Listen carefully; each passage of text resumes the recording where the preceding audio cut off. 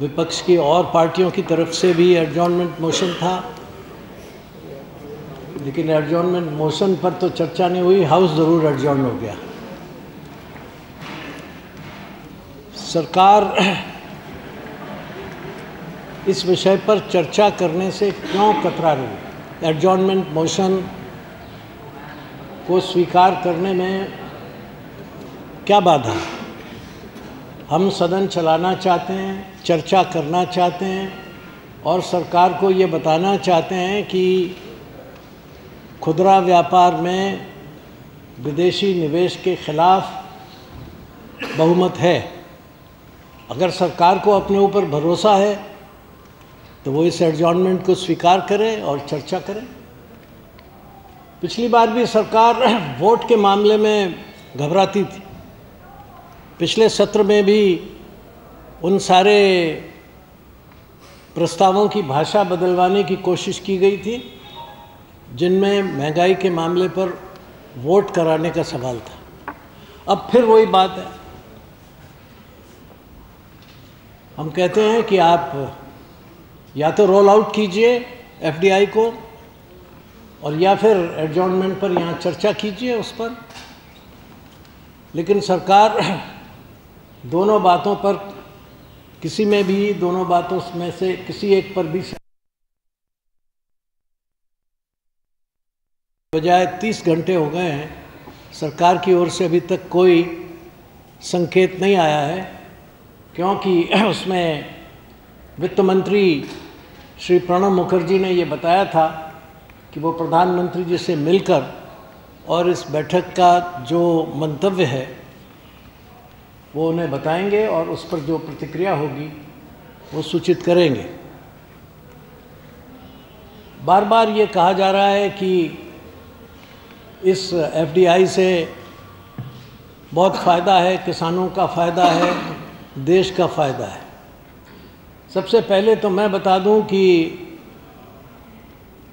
इस एफडीआई के फैसले को कराने के लिए 3 राज्यों के प्रमुख नेताओं ने ये बात बार बार कही है कि भारत को आर्थिक सुधारों में सबसे पहला काम बैंकिंग में, इंश्योरेंस में और मल्टी ब्रांड रिटेल में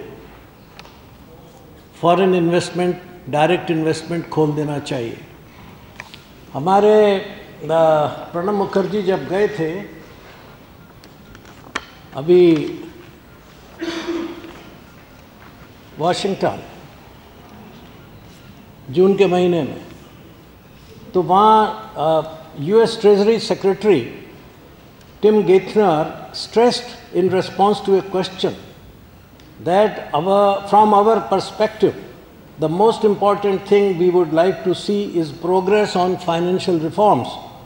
The US has said it's keen to see reforms in key financial sectors such as banking and insurance, essentially allowing foreign companies larger scope, and in retail allowing multi-brand behemoths such as Walmart a platform in India.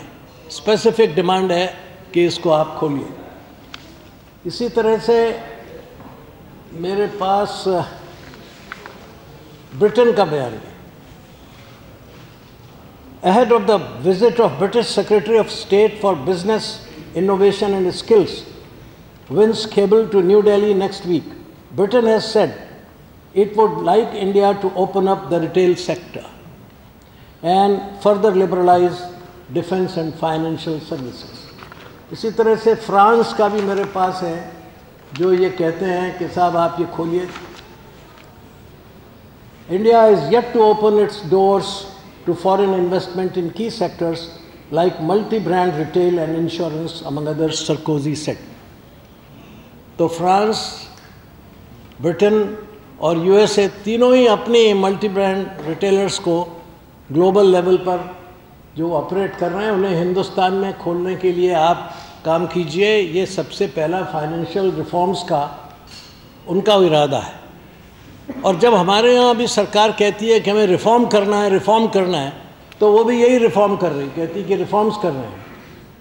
ये reforms बहुत ख़तरनाक हैं। इससे जितनी भी बातें सरकार कह रही है उन सब में कोई तथ्य नहीं है। ये कहा गया है कि 40 से 50 लाख तक सरकारी इस क्षेत्र में नौकरियां होंगी। पहली बात तो मैं आपको ये बताऊं कि ये जितने भी बड़े 4 रिटेलर्स हैं, वॉलमार्ट, कैरीफोर, टेस्को और मेट्रो, ये चारों ही सबसे ज़्यादा ग्रॉसरीज़ में बिजनेस करते हैं।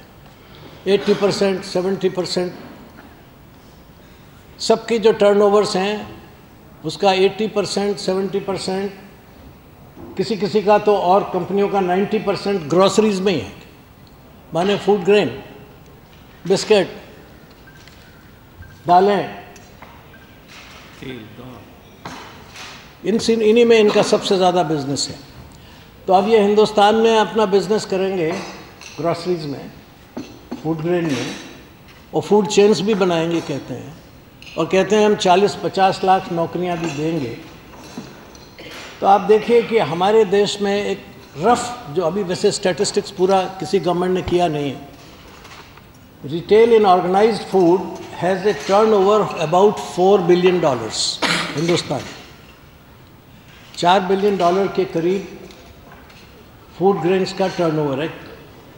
मे बी 3.5 बिलियन हो, 3.25 बिलियन हो, बट अबाउट $4 बिलियन। और इसमें 1,10,000 जॉब्स तो डायरेक्ट जो रन करते हैं। और मैं बिल्कुल मॉडरेटली कहता हूँ, एक दुकान के साथ एक और जोड़ लीजिए, है तो इससे ज़्यादा, but I am for a calculation. तो इस तरह से आप देखेंगे कि करीब करीब ये 2 लाख, सवा 2 लाख लोगों को एब्जॉर्ब करते हैं, और टर्नओवर कितना है? $4 बिलियन। अब इसका मतलब ये है कि अगर आप 1 मिलियन भी बनाएंगे, जॉब्स देंगे, 40-50 बात छोड़िए, चलिए 10 मिलियन की बात करें, तो टर्नओवर इसका कितना होना चाहिए? 16 बिलियन से 18 बिलियन। और अगर 40 और 50 मिलियन की बात करें तो टर्नओवर हो जाएगा $180 बिलियन। कितने साल में इनका फूड से इतना टर्नओवर होगा? आज तो 4 बिलियन है ना, तो $180 बिलियन जाने में 50 साल लगेंगे, 60 साल लगेंगे, कितना टाइम लगेगा? तो दिस इज़ एब्सर्ड। ये जो कहा जा रहा है कि 40 लाख नौकरी मिलेगी, 1 करोड़ नौकरी मिलेगी, 1 करोड़ जॉब्स आएंगे, इसका कोई कैलकुलेशन नहीं है, इसकी कोई स्टडी नहीं है, इसका कोई बेसिस नहीं।